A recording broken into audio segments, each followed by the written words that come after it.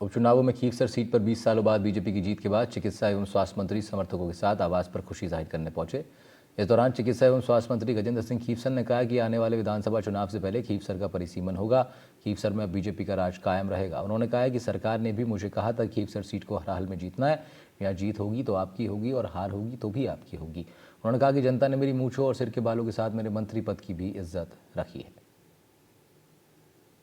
सबको एक चीज का बहुत बहुत धन्यवाद। इलेक्शन तो अपन लड़ी हो, वोट अपन दिया, पर एक चीज आप लोगों के मन में जो भावना थी, जो मैंने बिल्कुल गदगद कर दी है कि आप लोगों के सब में, सब जातियों के मन में था कि हमारे राजा की दूध का सवाल उसके बाद मोदार के अंदर 90 साल के लोग का डोकिया आ के उन्होंने अपने वोट दिए। और ये जो है भावना, ये भावना जब आप बताते हो तो मेरा दिल और मेरा शरीर और मेरा दिमाग आपके और भी नजदीक आता है। उधर बूंदी के केशवराव पाटन के तीरथ गांव में एक युवती ने सुसाइड कर लिया। बताया जा रहा है फाइनेंस कंपनी ने युवती के मकान को सील कर दिया था। लोन न चुका पाने से युवती परेशान थी और साथ ही फाइनेंस कंपनी ने काफ़ी दबाव उस पर बनाए रखा। युवती सदमे में चली गई और आत्महत्या की खबर फिर सामने आई। ग्रामीणों ने तीरथ गांव में हंगामा किया है, साथ ही कोटा बूंदी दौसा हाईवे को जाम कर दिया गया। उधर केशवराव पाटन पुलिस मौके पर पहुंची। परिजनों और ग्रामीणों ने फाइनेंस कंपनी के कर्मचारियों पर कार्रवाई की मांग की है। साथ ही घर की सील खुलवाकर लोन माफ करवाने की भी मांग है।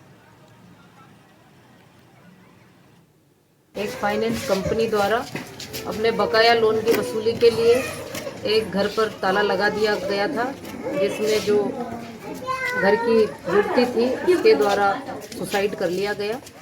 आज उसका विधिवत पंचनामा करके पोस्टमार्टम की कार्यवाही की गई है और फाइनेंस कंपनी और उसके कर्मचारियों के विरुद्ध आत्महत्या का दुष्प्रेरण करने के मामले में मुकदमा दर्ज किया गया है, जिसका अनुसंधान किया जा रहा है।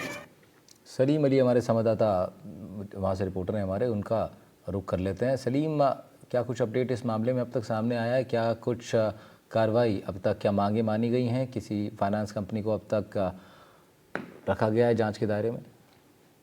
बिल्कुल, मैं आपको बता दूं, ये एक निजी फाइनेंस कंपनी थी जिसने लोन बकाया होने के चलते केशवराव पाटन के तीरथ गांव में जो है मकान को सील कर दिया था। इसी से आहत होकर जो उस मकान मालिक की बेटी थी दिव्या मीणा, उसने जो है विषाक्त पदार्थ खाकर जो है खुदकुशी कर ली थी। इसके बाद जो है हंगामा बरपा। ग्रामीणों ने जो है कोटा दौसा और बूंदी मेगा हाईवे को जाम कर फाइनेंस कंपनी के खिलाफ जो है मुकदमा दर्ज करने की मांग की और जो पूरा लोन है उसे माफ करने की मांग की। इस पर जो है ग्रामीणों ने जाम लगा दिया। मौके पर एसडीएम दीपक खटाना, एएसपी उमा शर्मा मौके पर पहुंची। परिजनों से समझाइश की। करीब 1 से 2 घंटे तक लगे जाम के बाद जो है परिजनों की सारी मांगे मान ली गई। मौके पर जो है फाइनेंस कर्मचारियों को बुलाया गया और जो घर था उसका ताला तुलवाया गया और वापस से जो पीड़ित परिवार था उसे घर में वहां पर बिठाया गया है। इसके साथ में मैं आपको बता दूं कि जो पीड़ित परिवार था उसकी की मांग थी कि जो कर्मचारी है उसके खिलाफ भी मुकदमा दर्ज किया जाए। तो जो फाइनेंस कर्मचारी थे उनके खिलाफ भी मुकदमा दर्ज कर लिया गया है।